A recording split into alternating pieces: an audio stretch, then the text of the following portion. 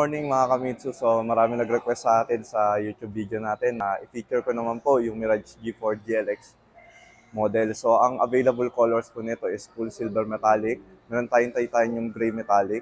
Meron din tayong red metallic tsaka yung solid white po. So eto, didiscuss ko po sa inyo kung ano po yung price features ng Mirage G4 natin. So this one po Mirage G4. Baka naghahanap po kayo ng murang 5-seater na sasakyan na pwede po sa inyong pamilya, no? Na mura lang din po. Ang monthly lang po nitong kotse na to, 5-seater automatic na po, 16K monthly po. So, wala po kayo ilalabas dito pagka nag-reserve po kayo. So, 0 DP rin po siya.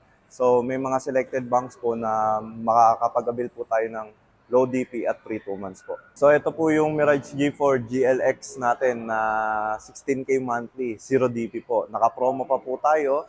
So, text nyo po ako sa 0915-719-8868 para po makita ko po kayo at makapag-comment. Comment din po kayo sa baba ng Kuya Mitsu sa comment section or direktahin nyo po ako sa 0915-719 para ma-avail nyo po itong sasakyan.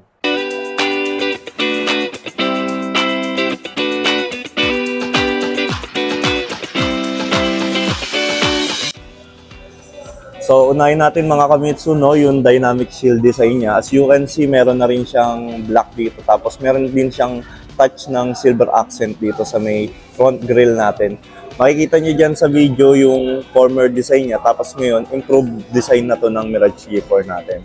Tapos dito, makikita nyo Kamitsu na yung multi-coated halogen headlamps natin, nag-improve na rin yung design niya. Tapos, pinagawa po pa nitong touch ng silver accent dito para mas maganda siyang tingnan. Tapos meron na rin siya, pag GLX po, meron na rin siyang abang for fog lamp. So pwede natin lagyan yan mga Kamitsu. So lipat tayo sa gulong. Sa gulong natin mga Kamitsu, meron tayong 15 steel alloy wheels. Okay, so mas bahagya sa mga competitors niya. Makikita niyo rin dyan sa video yung difference ng gulong natin. No, at its price, alam natin na sulit and mas maganda yung quality ng gulong ng Mirage G4 natin. Ito yung sa turning signal light niya. Okay, so ayun yung makikita natin dyan. So pasok tayo sa loob. So ito yung itsura niya pag nasa loob tayo. Diba? Sobrang ganda rin ng Mirage G4 kasi dito rin may adjustan na tayo ng side mirror niya. Okay. Tapos ang legroom pala natin, 1,725 po. So, kahit ako po, nasa 5'10 ako, pero makikita nyo naman po kung gaano kaluwag. Tapos, kaya ko pang i-adjust yung upuan. Diba? For comfort po sa driver natin, yan, kahit po 5'10 po kayo pataas, kasyang-kasya po kayo dito sa Mirage G4. So, punta naman tayo dito sa analog display niya. Yan, makikita natin dyan yung tinatakbo po nung sasakyan natin. So, eto, pinipindot po to. Yan, pinipindot niya. Yan, makikita natin dyan yung ilan na po yung tinakbo natin. Tapos, yung fuel, consumption niya. So, ang nag-average po itong Mirage G4 natin ng 23 kung mga long ride po. Napakatipid. Nakita nyo naman kung gaano po katipid yun, 23 kilometers per liter. Pero kung city driving naman, kaya niya naman po pumatak ng mga 16 kilometers per liter. So, kilala po talaga si Mirage G4 po na isa po sa pinakatipid na sedan type po dito sa Pilipinas. Okay, dito naman po tayo sa may 3-spoke urethane leather na steering wheel. Dito pala mga Kamitsu, pwede po siyang ibaba. Yan, na-adjust po yan. So, control nyo po yan kung kung ano po, kung mababa po ba o mataas yung gusto natin. Tapos, etong improved design, dati kasi wala ito eh. Yan po, kita nyo sa video. Nilagay ko po dyan yung former design niya. So, dito meron na tayong pang-control po sa infotainment system na modes. Dito naman yung pang-taas ng volume niya, pambaba, dito yung mga next. Tapos, ito yung voice command. So, ito mga Kamitsu, pwede mong siyang gamitin once nakakonect na po tayo sa may infotainment ng sasakyan.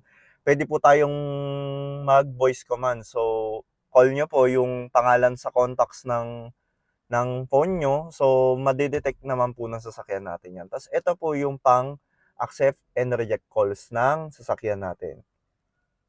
Punta tayo sa 7-inch infotainment display ng Mirage G4 GLX po. So, this one po, ulitin ko lang po, no?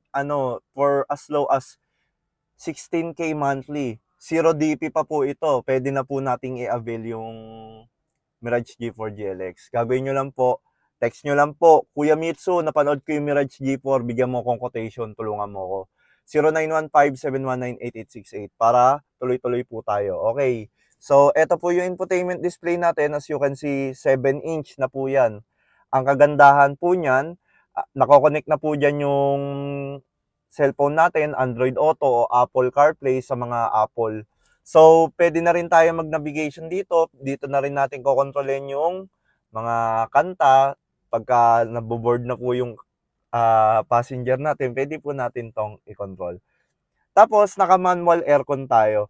Ang kagandahan po nito, Calsonic Kansei na po yung aircon natin. Kaya po, malakas na po yung buga at sobrang lamig po pagka nandito po kayo sa loob ng Mirage G4. Pag inon po natin yan, swak na po sa atin yan. So, perfect po ito pang pamilya. Talaga na 5-seater na pasok sa budget, hindi masakit gano sa bulsa. Tapos, madali lang din ang maintenance. As you all know, yung Mitsubishi po talaga, kilala po siya bilang pinakamadali at mura ang maintenance. Kasi Japan car brand po siya. Okay, dito naman tayo mga kamitsu.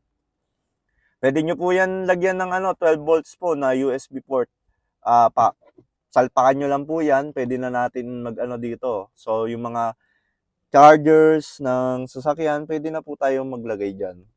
Tapos, ito naman yung para dun sa may data cable ng cellphone natin. Okay. Yan, may lalagyanan din siya ng mga dyan, ng mga RFID o mga card. Dyan nyo lang po ilagay.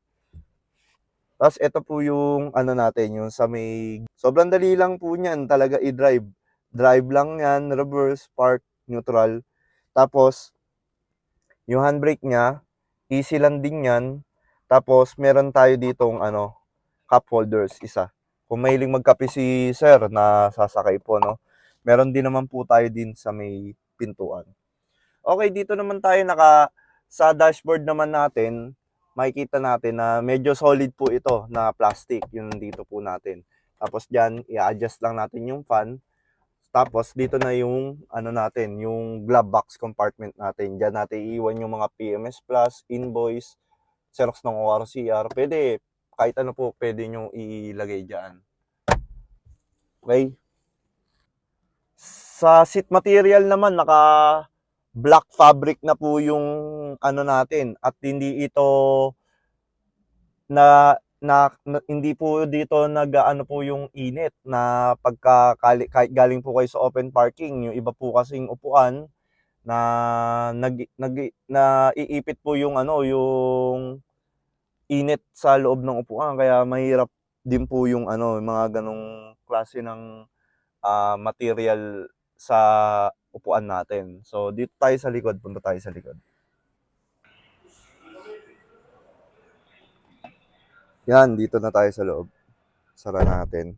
So, dito yung speaker natin. So, pagka sound trip, maririnig natin yan. Tapos, ang luwag pa rin, no? Sabi ko nga sa inyo, mga kamitsu, 5'10 ako. Pero sobrang luwag ng komportable pa rin ako. Makakahiga pa rin ako. Tapos, makikita nyo rin dito na meron siyang, yung sa seatbelt niya. Pag binaba ko tong gitna, meron siyang 2 cup holders. Yan. 'Di ba? Kung dalawa lang, sakay mo, pwedeng nagkakape sila parehas, pwede natin ibaba. Sa ibang model kasi na competitive brands natin, wala silang ganito. Sa Mirage G4 kahit GLX version po, meron na po. Meron na po tayong center arm console with 2 cup holders. Okay. Meron na rin siyang headrest dito sa gitna. So kahit nasa gitna, hindi siya agrabyado kasi meron na rin siyang pahingahan dito. Okay? So, dito nga pa pala binubuksan yung sa may ano natin, sa trunk po natin. Yan, itataas lang. Tapos doon naman po, ito naman yung sa may engine. Unahin po muna natin yung sa trunk po. Ayan, nakita nyo naman yung trunk capacity natin. Sobrang luwag po niya, hanggang loob. So, ang total liters po ng trunk natin dito sa likod, 450 liters. So, marami na po tayong pwedeng i-karga dito. So, improve na po yung capacity niya compared po sa mga previous models po ng G4 natin. So, 450 liters, marami na po tayo pwede ilagay. So, proceed naman tayo sa engine ng Mirage G4 natin, no? So, all variants naman, pare-parehas lang din yung engine. This one, ang transmission pala ng Mirage G4 is CVT belt and pulley. So, it has a better fuel efficiency, smoother ride, and it improved acceleration tsaka yung better emission. So, hindi siya mausok. So, sa makina niya naman mismo, is 1.2, 3 inline, dual overhead cam, MyVec gasoline Euro 4. So, ang max output niya is 78 horsepower at 6K RPM. Ang maximum torque niya naman, 100 Nm at 4,000 RPM. So, sa sedan type, malakas na yan mga kamitsu. Ang fuel tank capacity naman natin, 42 liters. So, MyVec na rin pala siya, Mitsubishi Innovative Valve Timing Electronic Control System. So, ang benefits niyan is it provides more power, better fuel efficiency, and lesser emission. So, yun, di ba? Sobrang solid ng makina ng G4 natin. So, ayun mga kamitsu, tapos na tayo sa walk around natin. So, dito naman tayo sa may pricing. So, bibigyan ko po kayo ng dalawang option. So, yung option 1 po, kapag ka 0 DP po yung in-avail nyo, ayan po yung mga makukuha nyo na freebies. Okay, so lahat po yan, wala pong kulang dyan. On the day of release po, makukuha nyo po yan. So, kung gusto nyo pong mag-apply ng ganyang rate, na ganyan na option, text nyo po option 1, Kuya Mitsu. Text nyo po sa 0915-719-8868 para alam ko po na option 1 Mirage G4 po, lagay nyo na lang po na option 1 G4. 0915-719-8868, okay? So, yung option B naman, kapag ka-inabil nyo naman po, yung free 2 months. So, nandyan din. Lahat rin po yan kasama po. Wala pong labis, wala pong kulang. So, ayun po yung mga freebies and mga ibibigay po natin. Tapos, ang makagandahan po niyan, pag option B po, i-text niya po sa 0915-719-8868 na option B, Kuya Mitsu, dun sa 0915-719-8868. Magbabayaran niya pa po yung unit natin after 100 days pa po.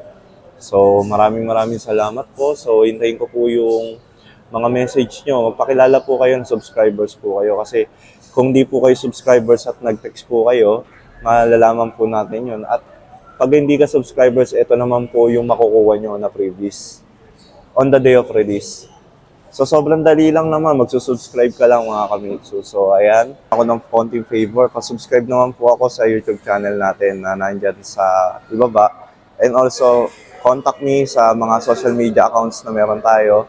And also, text nyo po ako sa 0915-719-8868 para makausap po kayo regarding sa mga promo na meron po tayo at ino-offer natin sa Mitsubishi.